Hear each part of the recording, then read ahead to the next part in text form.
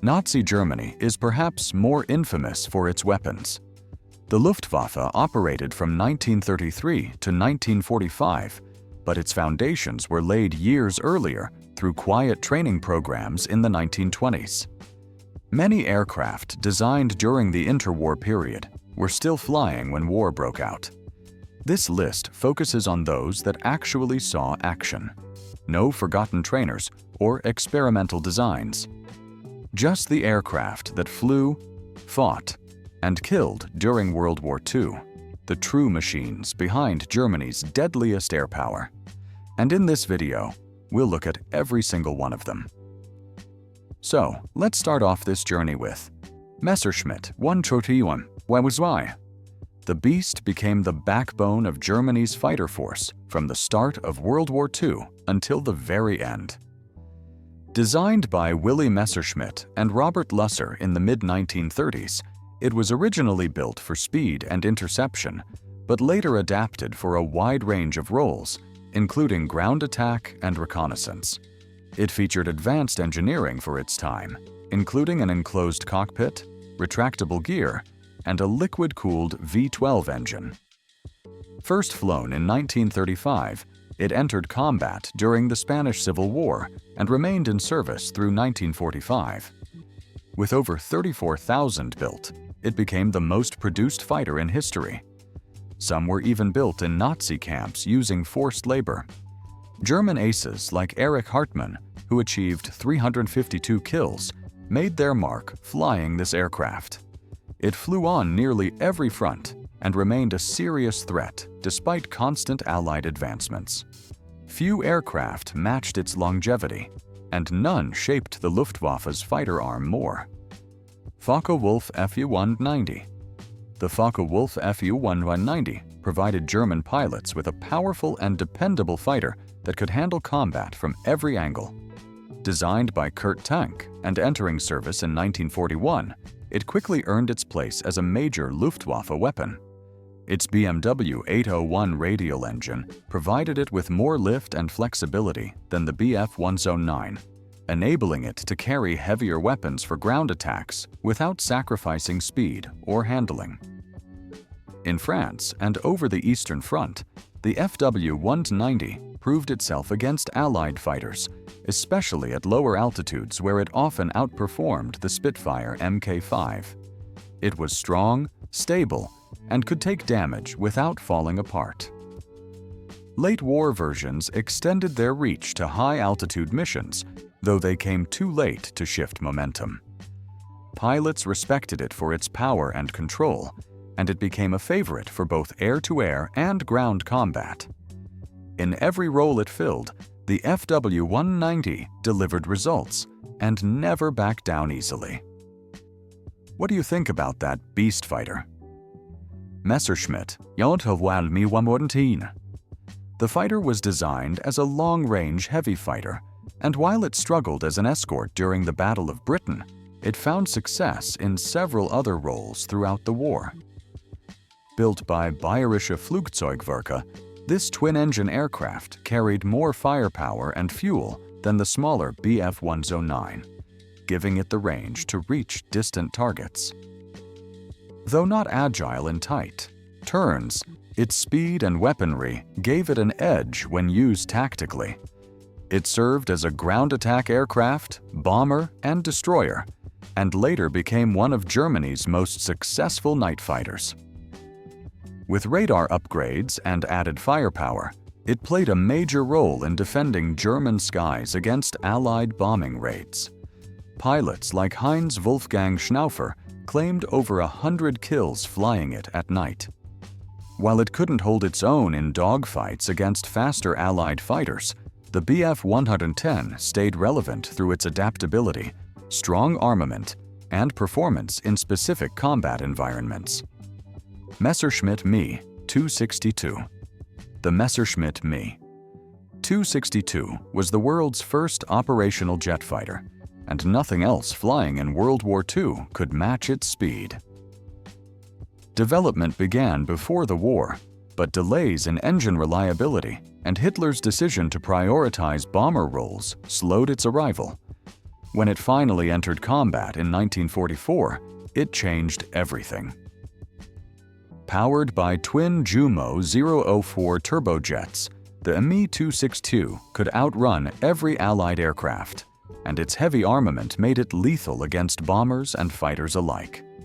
But it was vulnerable during takeoff and landing, and many were destroyed on the ground. Maintenance issues, fuel shortages, and limited pilot training kept it from making a greater impact. Still, in the hands of experienced pilots, it was deadly. German aces adapted quickly, using their raw speed to strike and escape before slower opponents could respond. Though it came too late to shift the war, it showed what the next generation of air combat looked like. Junkers Ju-87, Stuka. The Junkers Ju-87, better known as the Stuka, was built for one thing: diving straight at its target with terrifying precision. Introduced in the 1930s, it became one of the most feared weapons of early blitzkrieg campaigns.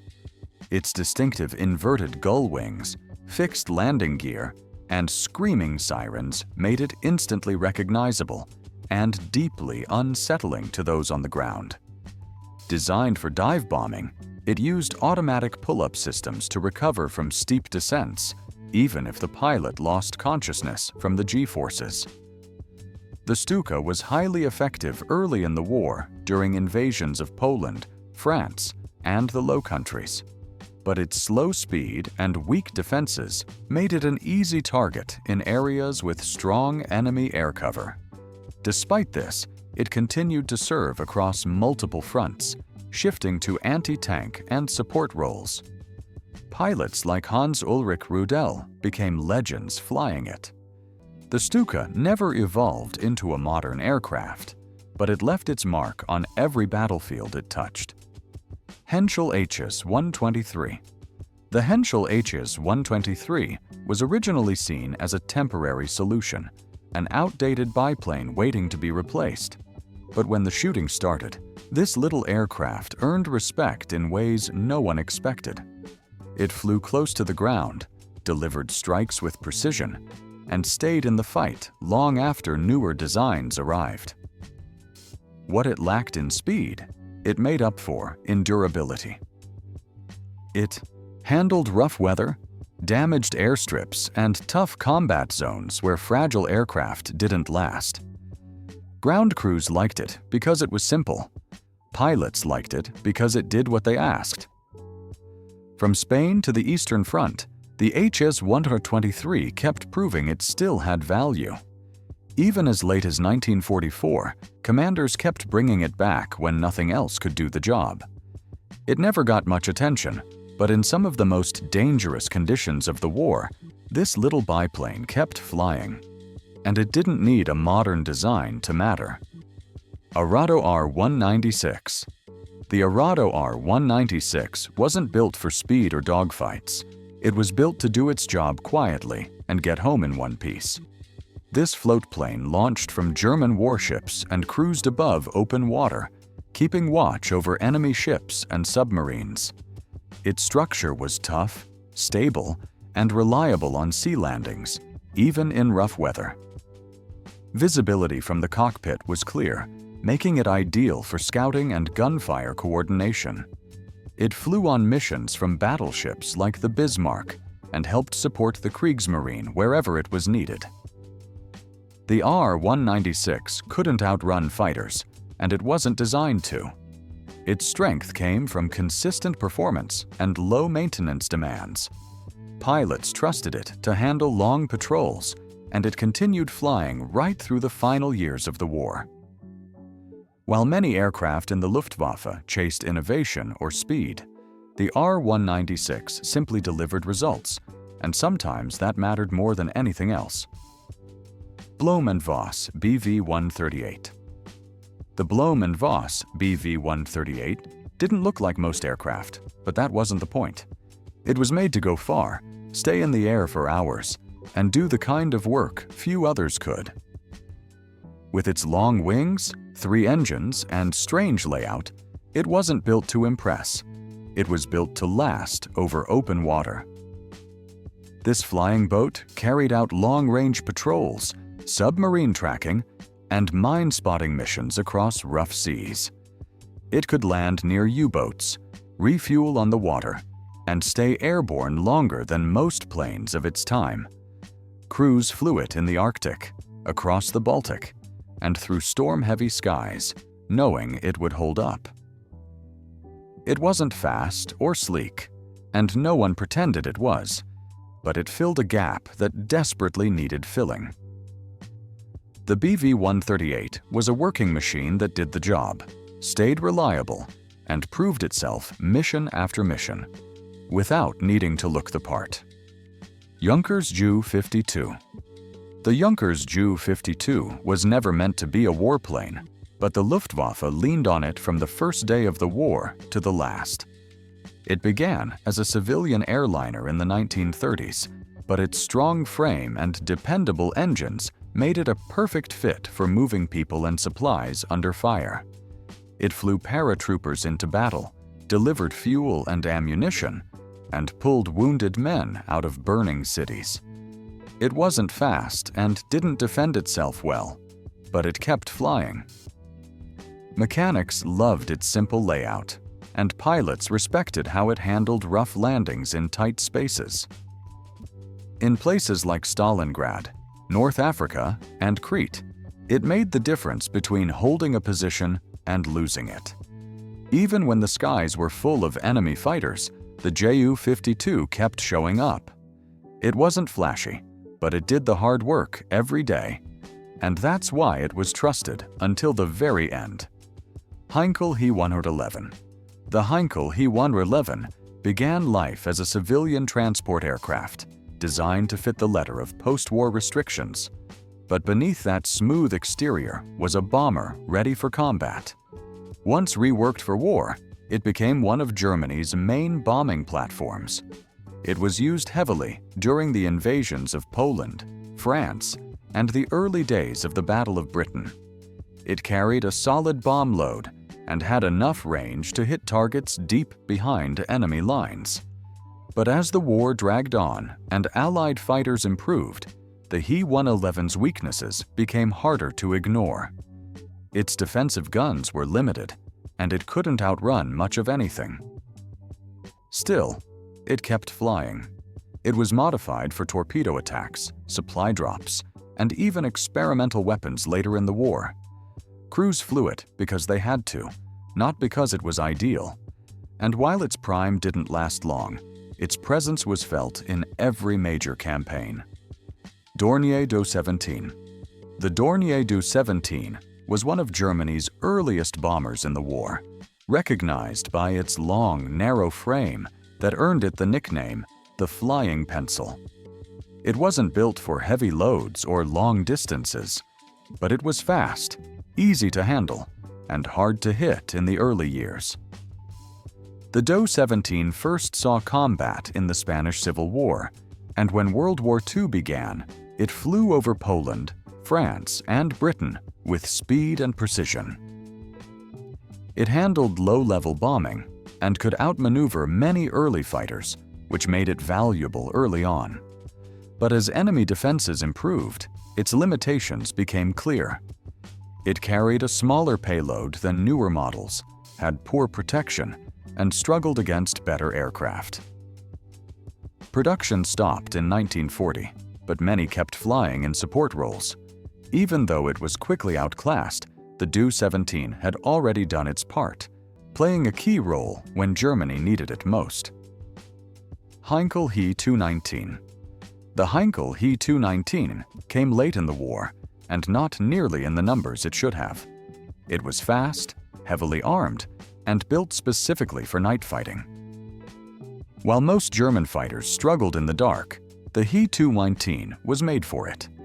It had onboard radar, a pressurized cockpit, and powerful forward and upward firing cannons that gave it a serious edge. Allied bomber crews feared it, rightfully so.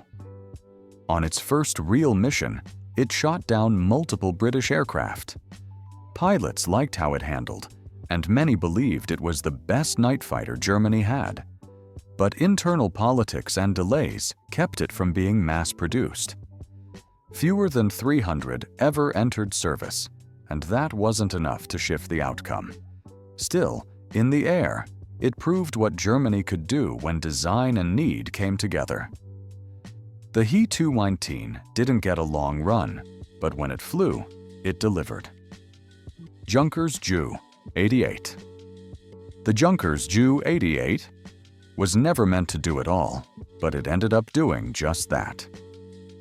What started as a fast medium bomber grew into one of the Luftwaffe's most reliable and heavily used aircraft. It first flew in 1936, and though early development hit snags, the final result was a versatile machine that adapted to the changing needs of war. The Ju-88 handled bombing raids, reconnaissance, torpedo runs, ground support, and night interceptions. It flew in every major theater, from Poland to Britain, from North Africa to the Russian front. Crews respected it for its speed, range, and flexibility. Over 15,000 were built, more than any other German twin-engine aircraft. It wasn't perfect, but it was dependable. While other planes came and went, the Ju-88 kept flying, right through to the final months of the war. For Germany's air power, it became the backbone, simply because it never stopped being useful. Boulton-Paul Defiant. The Boulton-Paul Defiant was Britain's unusual attempt to solve a deadly problem: how to knock bombers out of the sky fast. Instead of forward-firing guns, it relied on a rear-mounted turret with 4 machine guns, operated by a second crew member. Against enemy bombers, it worked well at first. But once German fighters entered the scene, their weakness was obvious. No forward guns meant no way to strike head-on. The Defiant was pulled from daytime combat and reassigned as a night fighter, where it performed better. Its radar-equipped versions helped intercept German bombers during nighttime raids, giving the RAF a much-needed answer when other aircraft were limited. It was never a favorite and didn't stay long in frontline service, but it filled an urgent role at a desperate time. Later, it served as a trainer and support aircraft. The Defiant didn't shine, but it bought time. And during war, that's sometimes enough. Hawker Hurricane. The Hawker Hurricane didn't have the sleek lines or fame of the Spitfire, but it carried the weight when it mattered most.